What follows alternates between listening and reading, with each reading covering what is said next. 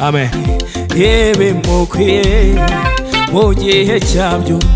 Imana yacu n'umugenga w'ibihe, imenya byose n'ibitarabaho, kandi igenera umuntu wese ibimukwiye mu gihe cyabyo, kandi igenera umuntu wese ibimukwiye mu gihe cyabyo.